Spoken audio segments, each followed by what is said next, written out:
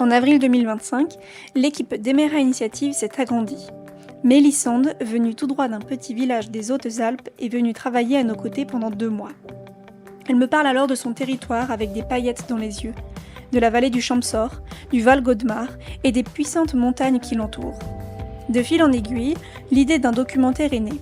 L'objectif, un regard croisé entre des parcours singuliers, des engagements divers et des agricultures multiples. Mais surtout, toujours et encore, l'amour de la terre, l'amour de la culture. Aujourd'hui, c'est ce que vous découvrez.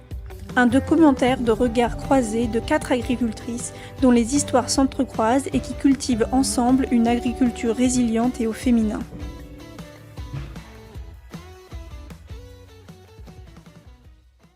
Ce que je veux en faire aujourd'hui du lieu et de mon métier, ça remonte à quand j'étais enfant, je pense, vraiment depuis très longtemps. Et à la base, je suis de Lyon, donc je suis quand même citadine vraiment depuis le début. Mais mes parents m'ont beaucoup emmenée beaucoup à la montagne ou dans la nature déjà, donc dès qu'on pouvait. Et je crois que c'est ça qui m'a fait dire, là je crois qu'il ne faut pas que je vive en ville, mais plutôt ça m'attire beaucoup plus d'être dans la nature. Donc je suis rapidement allée en lycée agricole à 15 ans. Pas de lycée de secteur, c'était pas possible. Alors que j'ai personne autour de moi qui allait dans ce milieu. Personne même est agriculteur ou quoi. Mais on est quand même très attiré par la nature.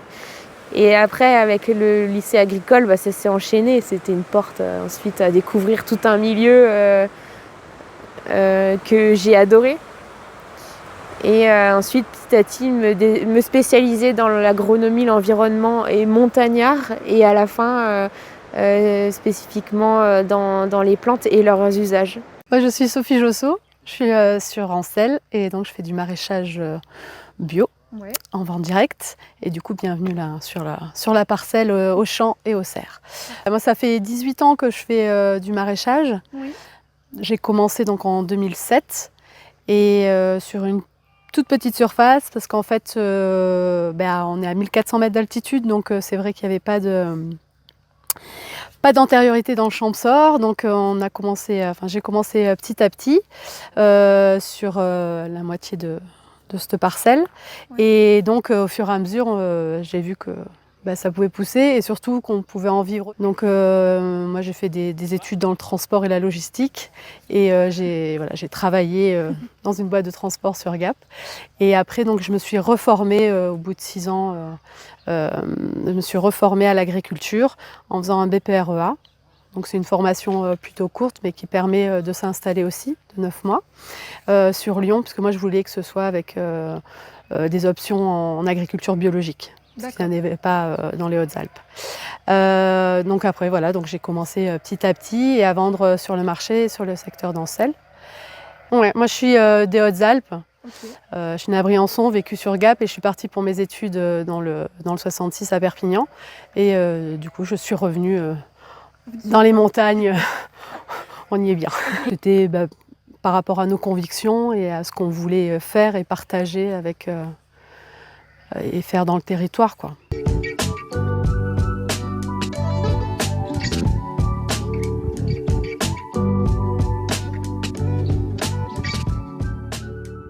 Alors moi c'est Christelle Gagliardo, je suis installée depuis 15 ans maintenant. Je me suis installée hors cadre familial, ça faisait déjà... je me suis installée à 32 ans, donc ça faisait plus d'une dizaine d'années que j'avais l'intention de m'orienter dans l'agriculture et ça a été un peu compliqué de trouver des terres un peu longs, on va dire. Donc le temps que je me forme, que je trouve ce que je voulais et que je me décide à tout mettre en œuvre, voilà, ça fait 15 ans que je suis installée. Je me suis dirigée vers la transformation laitière. C'est le contexte qui a fait que j'ai choisi les brebis, parce qu'il n'y en avait pas beaucoup à l'époque. Je me suis installée en bio parce que j'avais fait des études d'environnement, d'aménagement, que j'étais sensible à ces questions-là. Et donc aujourd'hui, je suis à 2 pas de Gap et et je fais partie des locaux de l'étape quand on est au marché. Et installée avec ma fille, on fabrique des produits laitiers, une gamme très variée qui va de la crème dessert au yaourt, de la glace, des pâtes pressées, des pâtes persillées qu'on vend en direct ou en circuit court. Je suis installée du coup depuis janvier de cette année. J'ai fait le lycée agricole à Gap et je suis partie faire un BTS à la Côte-Saint-André au-dessus de Grenoble pendant 2 ans. Et je suis arrivée, je me suis installée directement. J'ai toujours travaillé avec elle, j'ai toujours voulu revenir ici. J'ai visité beaucoup de fermes et j'ai toujours vu ces séchages en grange. Et du coup, le projet, c'est d'en mettre un ici, donc dans la continuité de nos bâtiments, donc de faire un bâtiment, de mettre du séchage avec un petit peu de stockage et de pouvoir avoir une info de meilleure qualité. Puis depuis cette année, je me suis mise au syndicat pour participer à la vie syndicale et pour montrer à plus haute échelle ce qu'on fait nous, à notre département. Ouais, donc là on est en début de saison, donc il n'y a pas encore grand-chose et on est plus tôt, donc on a quand même 3 semaines, 1 mois d'écart avec Gap qui est plus bas. Ouais. Mais voilà, dans les serres, ça commence un petit peu à pousser. Donc là on a la serre où il y aura les haricots grimpants, donc là les betteraves, salades, et puis là les salades à couper. Alors c'est vrai qu'après, comme on est en agriculture biologique, il y a beaucoup de mise en place, que ce soit pour l'herbe, nous on utilise des toiles hors sol, pour la longévité et pour éviter le désherbage. Et après pas mal de voiles anti-insectes qui permettent de lutter contre les ravageurs sans mettre de produits. Non, nous on n'est pas en permaculture. Après, je fais un peu des essais aussi en conservation de sol. Donc ne pas travailler le sol, etc. Après, il faut vraiment adapter selon les terres qu'on a et selon la... Voilà, nous on est en altitude, donc les terres se réchauffent aussi doucement. Donc parfois pailler, c'est pas non plus la bonne solution. Enfin voilà, c'est vraiment de s'adapter au climat et à la terre. On a donc du plein champ et sous serre. Donc après, c'est vrai que ça serait bien d'avoir en altitude comme ça beaucoup plus de surface couverte. Parce qu'en plus, le printemps, il est plutôt froid. Et donc voilà, avec les aléas climatiques qui sont de plus en plus nombreux, c'est vrai qu'on arrive quand même plus à gérer dans les serres qu'à l'extérieur. Où là, c'est vrai qu'il a beaucoup plu, donc on a du mal à travailler et que ça pousse aussi correctement, quoi. Je voulais absolument qu'il y ait un point de vente direct. Puis finalement, ça le fait bien dans l'entrée, là. Alors c'est la fin de l'année de stock, donc j'ai plus que ça. Vivement que les plantes arrivent, là. Ouais, s'il y a certaines tisanes que je peux plus faire, là, il me manque des plantes.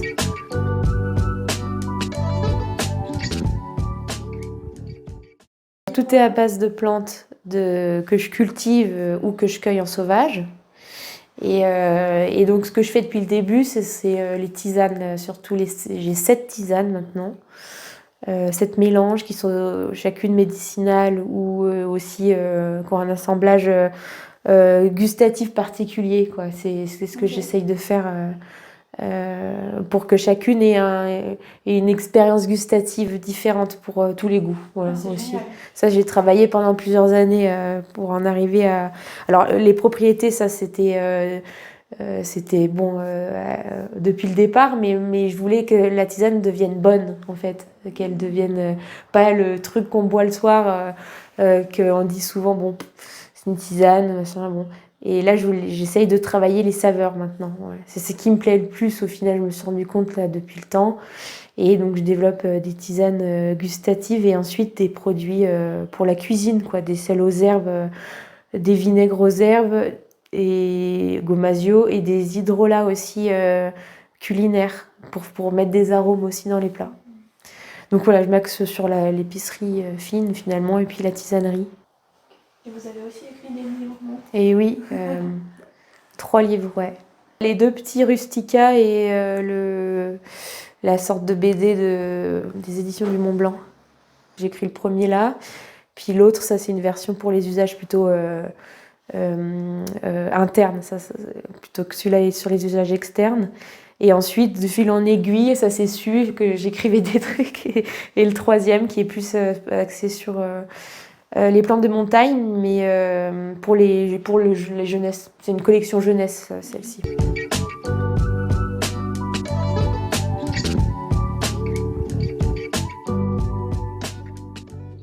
C'est un boulot attirant, mais c'est pas un boulot où tu gagnes ta vie, où tu...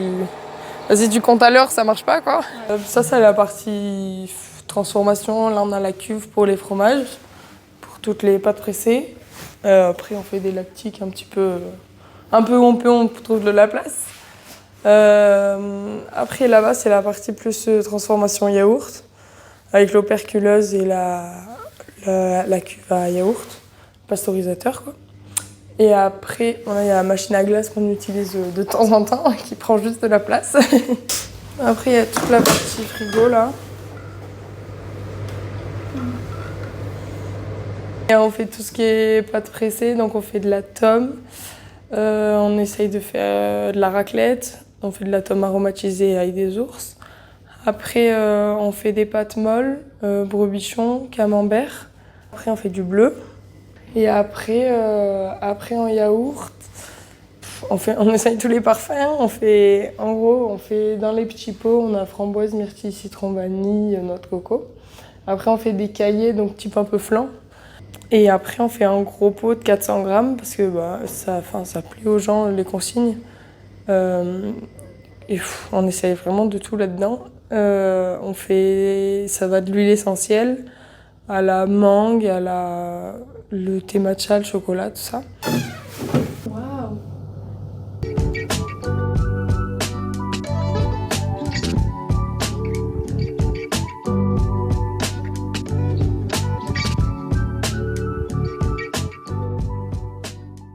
Et c'était quoi les principaux défis sur l'installation quand tu as voulu t'installer là? Du fait que tu sois hors cadre? Alors voilà, j'étais hors cadre, j'avais pas de pied à terre, j'étais une femme aussi, ça compte moins aujourd'hui, mais à l'époque c'était moins évident, une femme seule en tout cas. Je pense qu'en société c'était une étape, mais seule c'en était une autre. Mais le défi de l'époque c'était de trouver suffisamment de surface pour s'installer, sachant que nous on voulait être propriétaires, pour pas avoir à gérer la pression d'un propriétaire qui voudrait qu'on fasse d'une manière ou d'une autre. On avait une vision assez patrimoniale. Donc voilà, et partir de rien avec la construction de bâtiments, d'une fromagerie, c'était un défi et à la fois, moi je me suis toujours dit que du coup je ferais de façon fonctionnelle comme je le voulais moi. Okay. Voilà, après je me suis installée, j'avais 4 enfants en bas âge, ça c'était un gros défi. Aujourd'hui, il faut qu'on se batte parce que on nous en met toujours plus de couches réglementaires et c'est plus notre boulot. Donc c'est aussi finalement ce qui fait qu'on se fédère parce que on peut plus, en fait, on est assommé individuellement. Oui, il y a de la solidarité, pas forcément au quotidien, parce que c'est vrai que malheureusement, on a de plus en plus de travail, en fait. Moi, je vois, en 15 ans, je pensais qu'en optimisant, parce que moi je me suis installée avec rien, donc petit à petit je me suis dit bon, je vais pouvoir optimiser, je vais pouvoir mécaniser, Et en fait c'est une course perpétuelle, plus on est productif, plus il faut être productif. Plus on augmente le chiffre d'affaires, on ne gagne pas plus d'argent, mais il faut toujours augmenter plus le chiffre d'affaires pour pouvoir s'en sortir, en fait, pour rester à l'équilibre.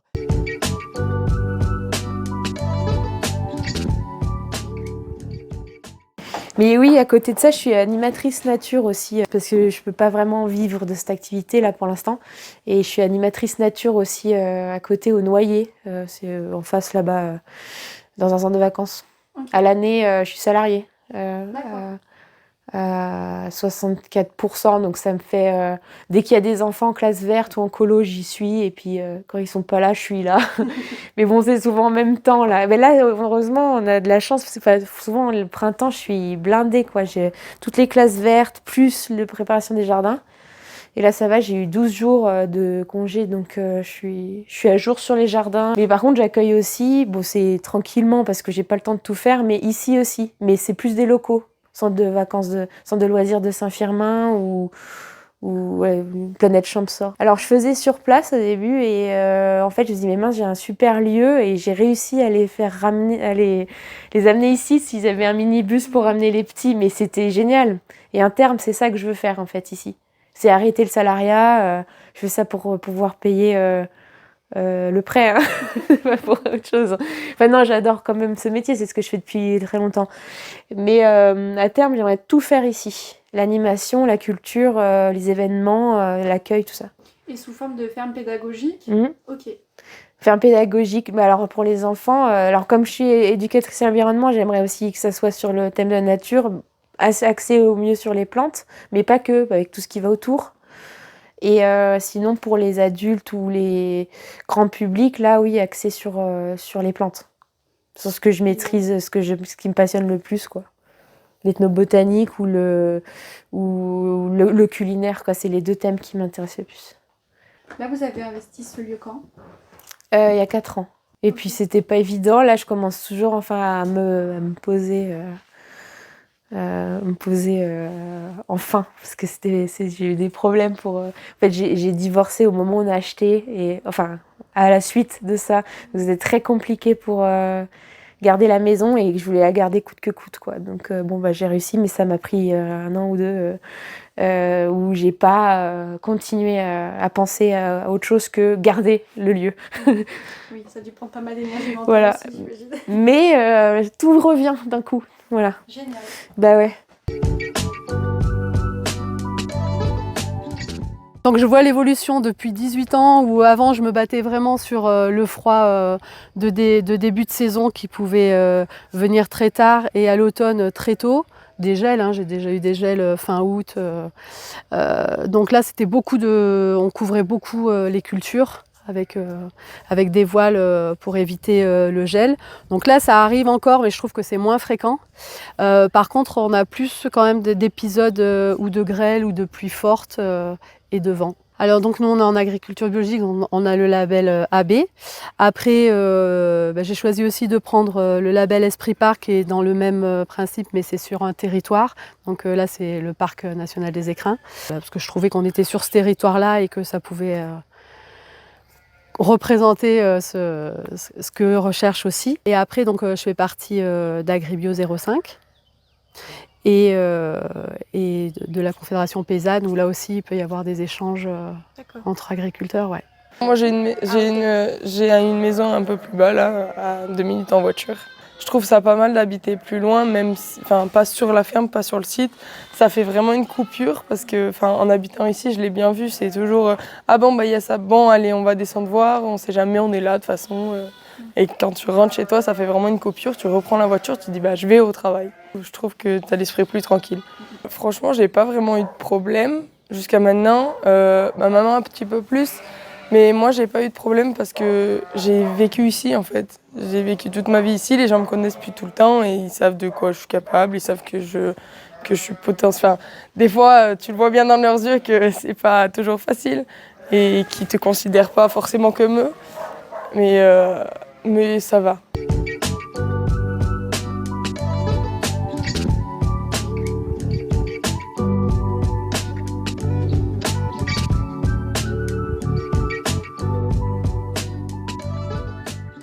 Une fois qu'on est installé en agriculture, on ne peut pas partir, quoi. Tu peux pas te délocaliser, tu peux pas changer de paysage, tu peux pas...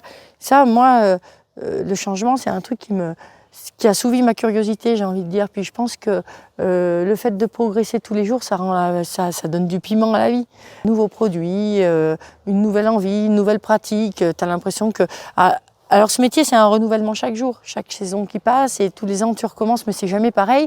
Et puis le fait de changer les produits, tu as l'impression que c'est tous les jours et chaque année un nouveau défi. Déjà, on serait dépendant de l'extérieur, j'ai l'impression qu'on respecterait moins le cycle des choses. Aujourd'hui, tout ce dont les brebis ont besoin, on le produit, donc ça donne du sens de la même manière qu'on produit notre lait et on est encore plus attentif à la qualité du lait parce que c'est nous qui allons le transformer derrière et on est responsable du coup de A à Z. Alors, des fois, ça inquiète un peu et en même temps, tu te dis que tu es responsable de la qualité de ton lait, donc Tu mets les moyens maximum pour avoir ce dont tu as besoin. On essaye quand même on met le moins d'intrants possible, mais on en met un poil quand même. Donc l'idée, c'est de rendre à la terre ce qu'on lui prend et qu'il y ait un cycle.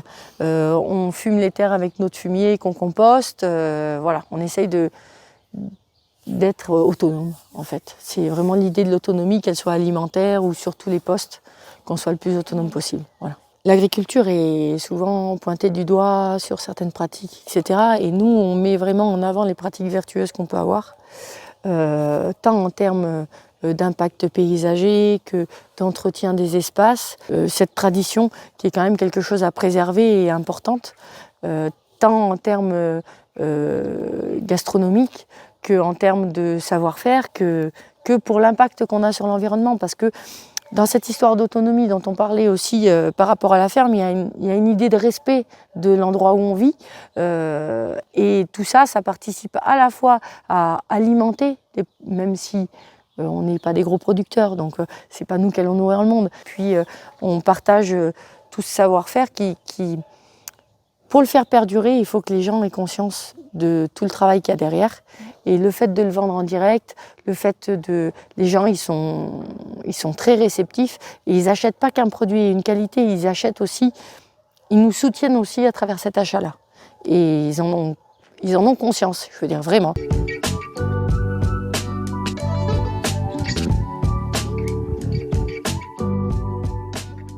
C'est là où je fais mes tisanes plutôt, les sachets de tisane, parce qu'il y a toutes les plantes à portée de main. Là-bas, ça sera plus les vinaigres ou les sels. Plus mon bureau, là pour l'instant j'étiquette tout là parce que ça m'est revenu moins cher de faire comme ça. Comme ça, augmenter beaucoup les prix en imprimerie.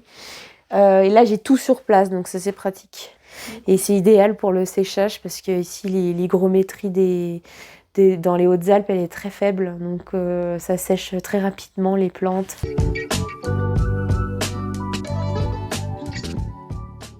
Je la rose parce qu'ici on a vraiment beaucoup de rosiers avec l'ancienne propriétaire qui était fleuriste à Gap et passionnée de plantes.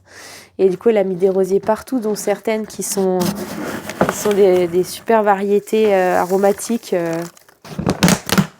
j'ai quoi? Là la camomille, ça sent la pomme verte, je sais pas si vous sentez. Oui. C'est fou, hein, comme on dirait presque un bonbon à la pomme verte. C'est fou. Ils ont des odeurs particulières pour tester. Bah oui. C'est votre... Enfin, c'est ton... Comment ça s'appelle?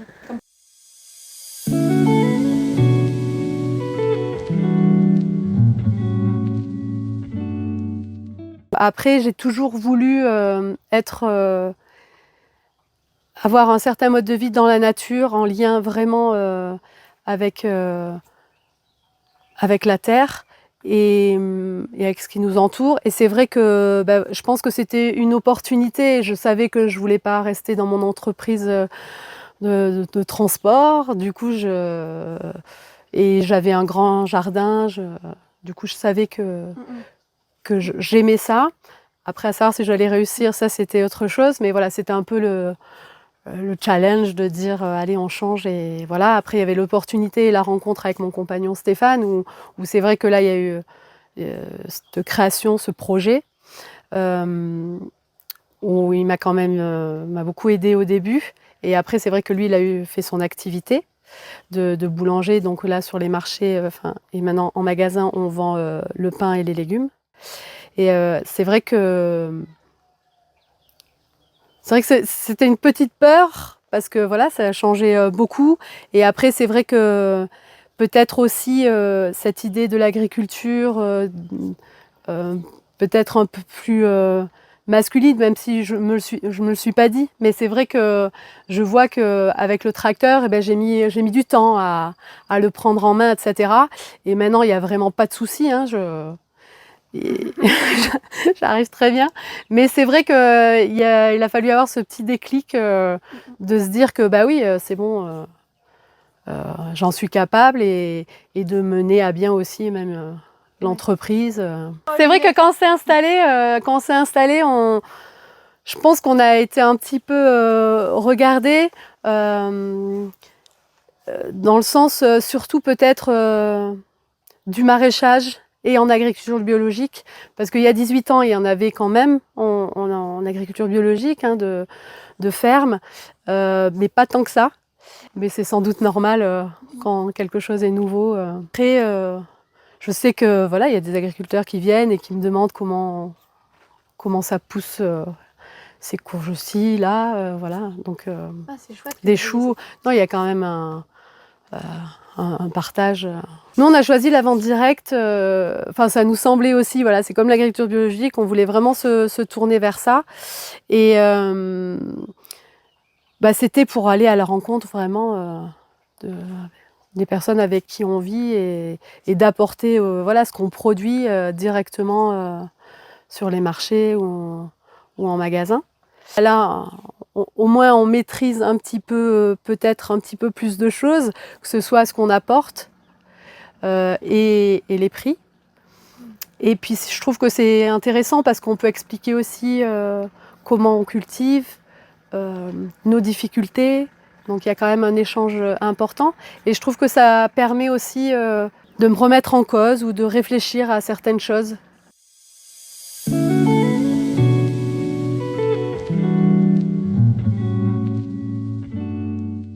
Et donc, on va tout déménager. Du coup, on n'a pas voulu, puisque là, on a un système de distribution automatique, normalement. Mais on a les silos au-dessus. Et en principe, l'aliment, là, c'est juste du complémentaire. On le donne au tapis, mélangé au reste. Et là, du coup, tout l'orge qu'on produit, on l'aplatit, en fait. Parce qu'avant, on donnait le grain direct, entier, donc c'était bien plus facile. On avait un truc qui est distribué, là, dessus. Mais comme on veut le donner aplati, et du coup, maintenant, on se tape tout à la main. On a ce projet de bâtiment, donc on va tout remécaniser. Voilà. Je l'ai fait rentrer, elle rentre là et là. Et elles sont un peu d'accord. Il faut qu'elles soient pressées.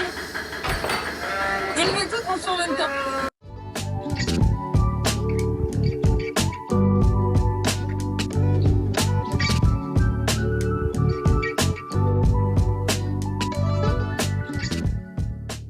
J'ai découvert l'ethnobotanique, donc qui est l'étude des usages par les humains, donc usages médicinaux ou même les croyances autour des plantes. C'est de voir comment les gens entretiennent leur relation avec le monde végétal. En fait, en enquêtant les gens autour de moi, les agriculteurs, là, je me suis dit, mais il y a plein de savoirs en montagne. De là, je me suis dit, il faut que je valorise ces savoirs. Je trouve ça absolument génial. Les plantes comestibles, les plantes vétérinaires pour leurs bêtes, parce que c'était beaucoup d'agriculteurs. Mais je veux valoriser ça. Donc comment je vais créer mon propre métier, puisque qu'est-ce que je peux faire? Je ne vais pas faire ça dans une entreprise ou en salariat. Donc je me suis dit, j'ai toujours voulu avoir un lieu où, déjà personnellement dans la nature, avec des animaux et des jardins, mais aussi avec un projet, quelque chose où je vais pouvoir ressortir toutes ces passions et puis ces savoirs aussi. Et finalement, coup de cœur sur le lieu et surtout sur la maison, enfin le territoire, mais sur le lieu ici aussi. Dès que j'ai vu cet endroit, je me suis dit c'est ici, c'est clair, c'est sûr, voilà. Et puis je suis aussi dans une zone naturelle qui est celle de la Sèvresse, donc la rivière là. Là, entre la route et la Sèvresse, c'est une zone naturelle, c'est une znief ça s'appelle. Et donc c'est extrêmement préservé. On ne peut pas faire n'importe quoi, à part de la culture. Donc tant mieux, j'ai été acceptée, mon dossier est accepté. Et il y a aussi une énorme diversité, du coup, d'être en bord de rivière, en znief, énormément de diversité sur ce lieu déjà.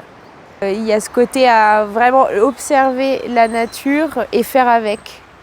Donc la nature, c'est-à-dire tout, donc le cycle, la saisonnalité, le sol, le cycle de la plante, et de faire avec. Si on ne le fait pas avec, ça sera mauvais. Enfin, ça sera mauvais pour tout. Soit on dégradera, soit nos produits sont aussi de mauvaise qualité si on ne respecte pas ça.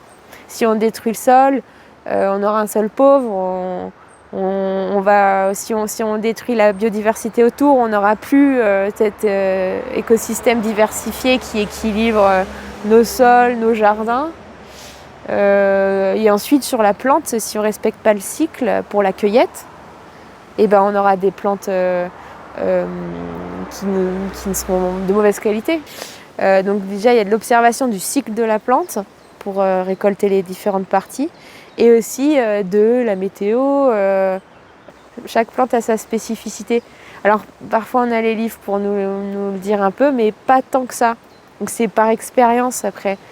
Ici c'est un jardin un peu pédagogique ou un conservatoire de plantes que j'aime bien. Alors là c'est le jardin des simples, je l'ai appelé. Les simples, c'est les plantes médicinales qu'on disait au Moyen-Âge. Donc ce genre de jardin qu'on a comme ça avec ces petits carrés très symétriques comme ça, c'était souvent dans les cloîtres des monastères. Parce qu'avant c'était surtout les moines qui avaient les plantes médicinales en possession et qui soignaient. Et c'est là où on a commencé à avoir un paquet de plantes médicinales connues avec des écrits. Et donc j'ai voulu faire un jardin médiéval, un jardin des simples à la manière des jardins des cloîtres, du monastère. Donc c'est les médicinales, et elles étaient adaptées aux affections de l'époque, souvent par thème. De chaque parcelle soignait un trouble. Donc là, il y a d'autres cultures. Donc pareil, ça commence tout juste. Donc là, on a les petits haricots nains. Là, c'est les cébettes et là, il y aura les concombres. Mais les concombres, on va les mettre plus tard parce que ça craint plus le gel. Et là, c'est les futurs radis. Là, il y a 3 séries de radis. Sous le voile, là-bas, ce sont des radis aussi. Ok. Et tout au fond, il y a les plants. Mais peut-être qu'on pourra aller faire un tour. Et là, c'est la serre des pommes de terre nouvelles. Donc pareil, c'est encore le début. Et là, ça sera les futures courgettes. Mais pareil, j'attends un peu. C'est vrai qu'après, donc au fur et à mesure des années, on essaie de voir ce qui marche le mieux, ce qui plaît aussi le mieux. Après, c'est vrai que je fais tous mes plants aussi. Sauf les oignons où j'en fais une partie et les poireaux aussi. Mais du coup, ça permet, ils sont dans notre serre à cette altitude-là, donc c'est quand même plus facile à gérer et on va dire qu'ils sont un peu adaptés aussi, qui sont adaptés au climat. Mais voilà, là c'est la serre au plant. Donc voilà. Donc là, c'est ce qu'on va mettre en terre après. Donc là, c'est chou rave.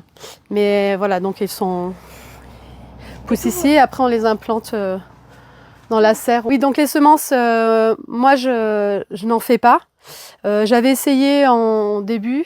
Au début, là, je voulais faire des betteraves, les courges, etc. Mais c'est vrai que je me suis aperçue que j'arrivais pas bien à tout suivre. Donc là, je les commande en totalité.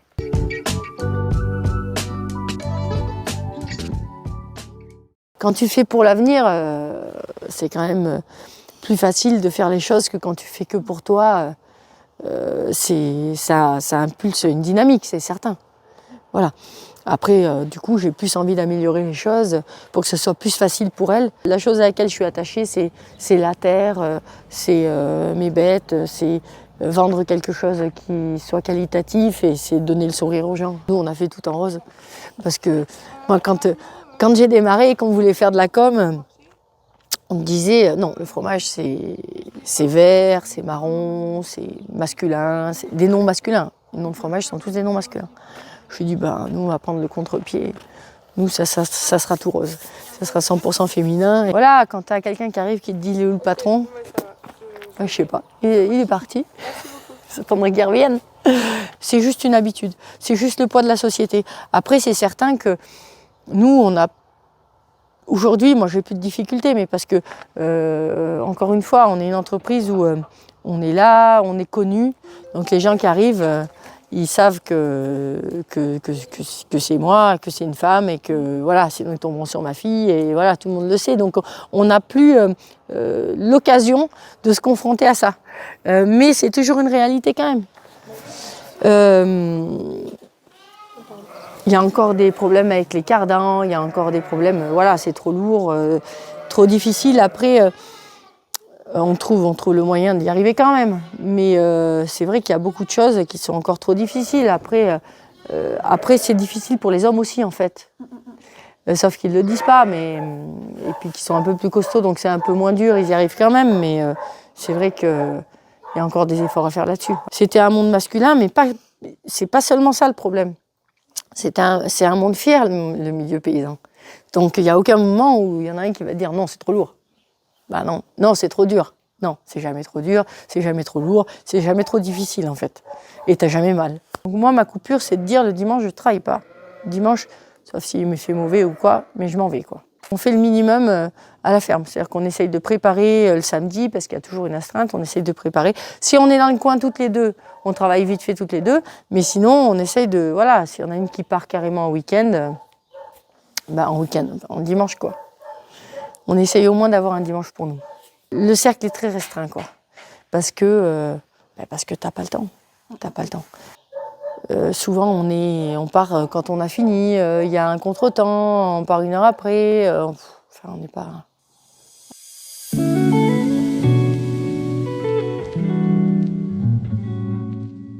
À la chambre d'agriculture, c'était pas...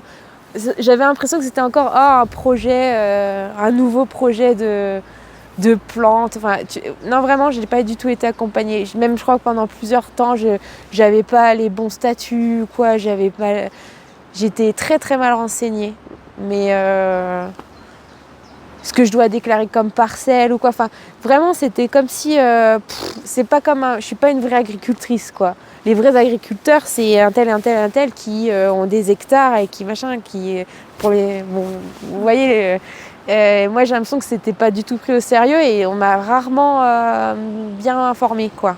Alors j'ai fait le peu que j'ai compris, le statut, la MSA, voilà, mais c'est tout, quoi. Okay. Non, et en plus, même question marché de producteurs, tout ça, c'est pas évident. Ouais. Franchement, je travaille vraiment plus avec certaines personnes du territoire qui sont pas forcément dans l'administration ou dans les organismes. Et un peu comme à l'époque, j'ai l'impression, où il y a une énorme solidarité entre tout le monde. Mais quand je passe par les administrations, ouais, j'ai un peu plus du mal. J'arrive pas trop à... T'as l'impression que c'est un sentiment commun? Je sais pas si t'en parles avec d'autres... Ouais, je pense que c'est le métier, c'est parce que c'est les plantes médicinales, c'est des trop petites exploits, c'est comme si on s'en fichait un peu. Mais bon, il n'y a pas que ça, c'est pareil pour les banques aussi, c'est un peu compliqué, ouais. J'ai l'impression qu'on est des extraterrestres, quoi, les sorcières, quoi, finalement.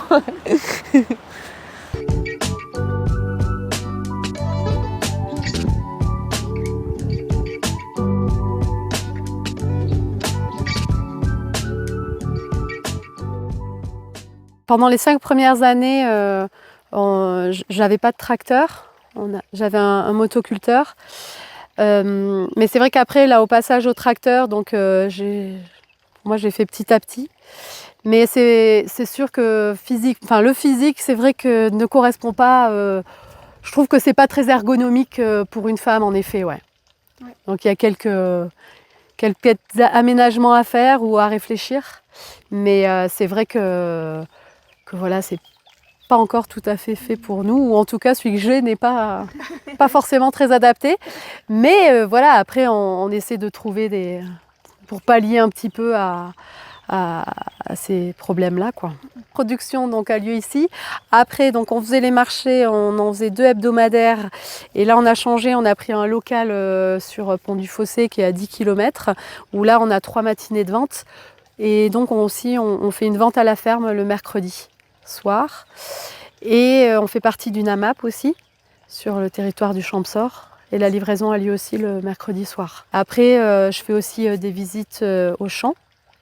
D'accord. Voilà, ce qui est proposé à la MAP, mais après ça peut être proposé aussi à d'autres assos, ou parfois j'en organise, ou après il y a des classes aussi qui viennent voir un petit peu ce que nous faisons. Ça permet aussi de pouvoir expliquer notre travail. Ce qui me plaît, c'est d'être là dans un petit peu pour moi une immensité de nature, de cultiver et de proposer en fait, j'espère, des légumes qui ont du goût et qui sont de qualité. Mais déjà, moi là, j'ai des personnes qui m'aident, enfin des salariés qui sont là et du coup je trouve ça chouette qu'il y ait cet échange-là.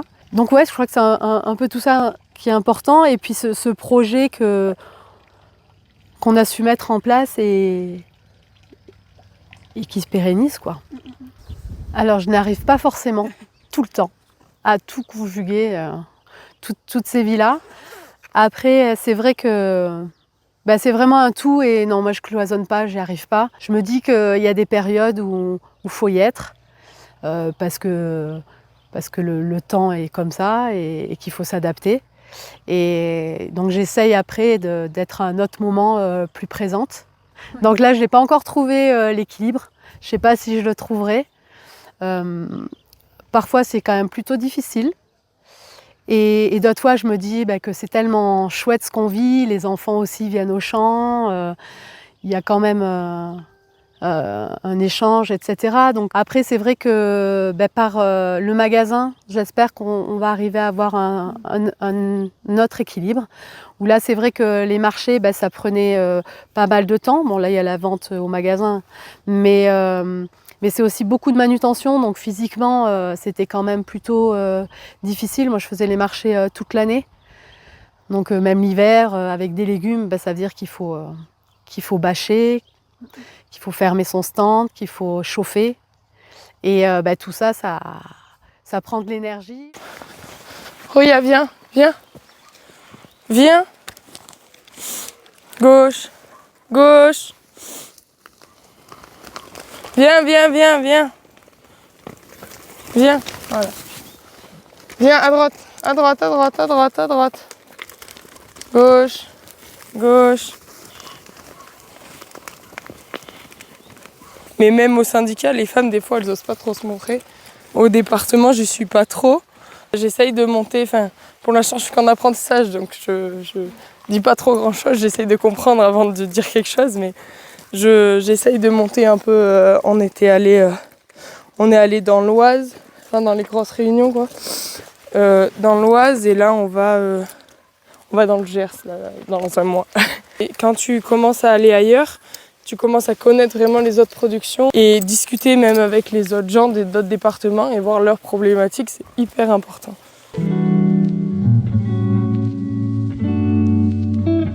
Dans le territoire, on est 9, la plupart des femmes, et on se voit souvent.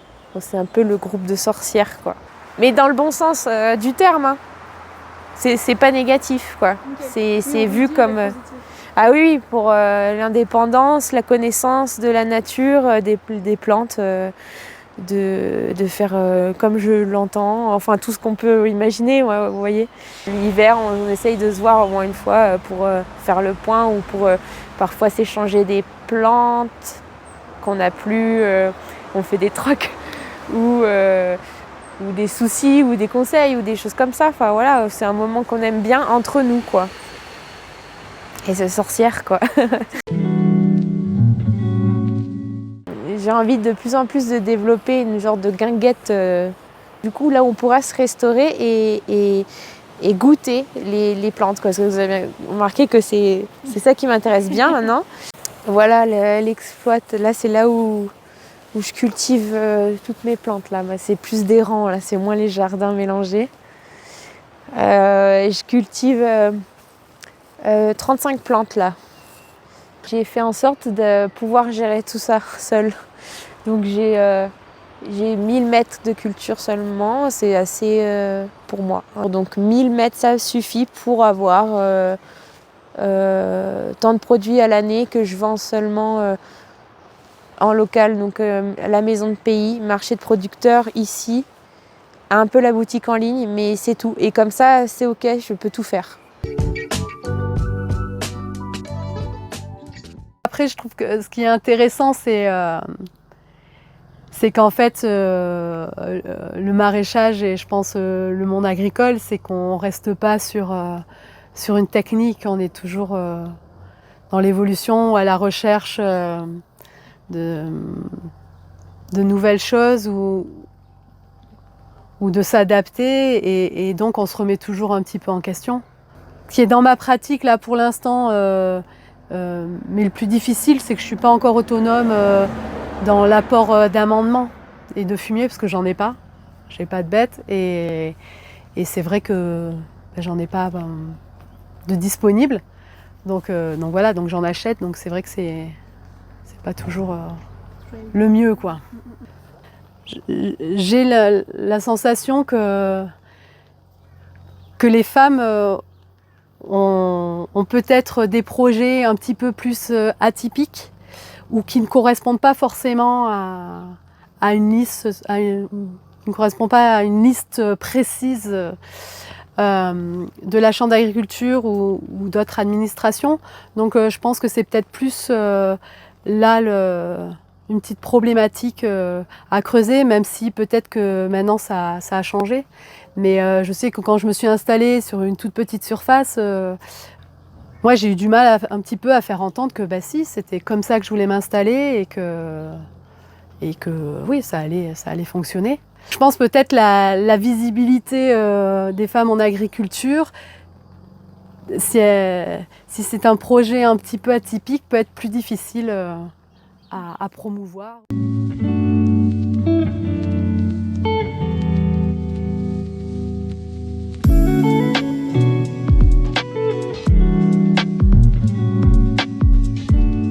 Après, c'est les rencontres avec les techniciennes et aussi avec les collègues maraîchers qui font que voilà, ça ajoute des petites choses qui font qu'on est mieux, que ce soit ou dans les techniques ou même dans la vie entre la famille et le travail, etc. Ces échanges-là.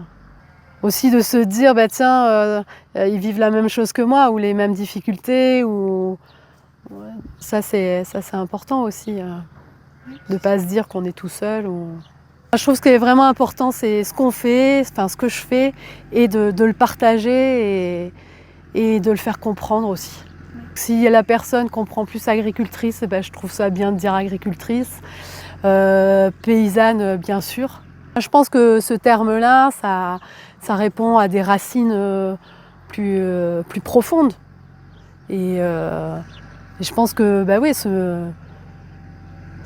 cette passion-là, bah, ça répond à ça, quoi. Enfin, c'est cet enracinement, que ce soit voilà, de ce qu'on produit et de ce qu'on a envie de donner, quoi.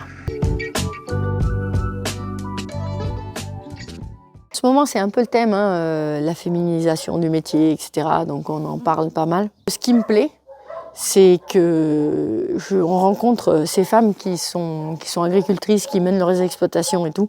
C'est toutes de diverses générations, parce qu'on a l'occasion de rencontrer qui sont à la retraite, mais qui militent encore, voilà. Tu te rends compte qu'on a un point commun, c'est le recul et beaucoup d'humour.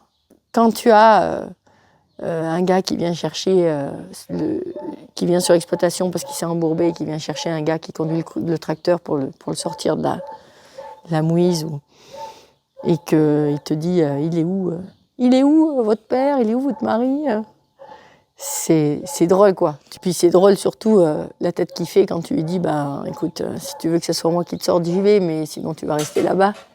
Et qu'il ne comprend pas, parce qu'il ne s'y attend pas, en fait, tout simplement. Mais encore une fois, c'est le poids de la société, c'est le malaise que ça peut générer, et c'est des situations qui en deviennent comiques, parce que la plupart du temps, les gens, ils sont pas du tout... au contraire, ça suscite beaucoup d'admiration, on suscite beaucoup d'admiration.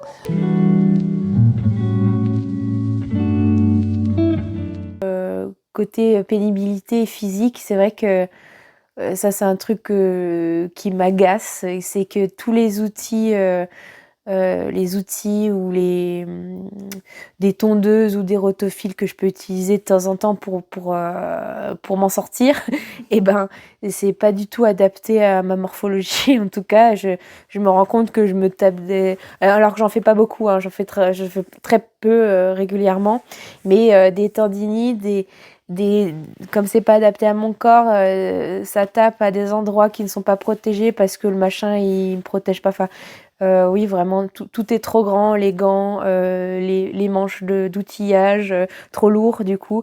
Et en fait, moi, j'ai récupéré des petits manches comme pour les enfants, vous voyez, et que je peux tenir à un bras, mais en même temps, c'est pas le petit piochon de botanique qui se casse en 2 secondes. Donc, j'ai adapté mes outils, par exemple. Donc pour arriver à tout faire bien et avec plaisir, je suis obligée de réfléchir à être, comment dire, résiliente, quoi. C'est ça, voilà. Ouais.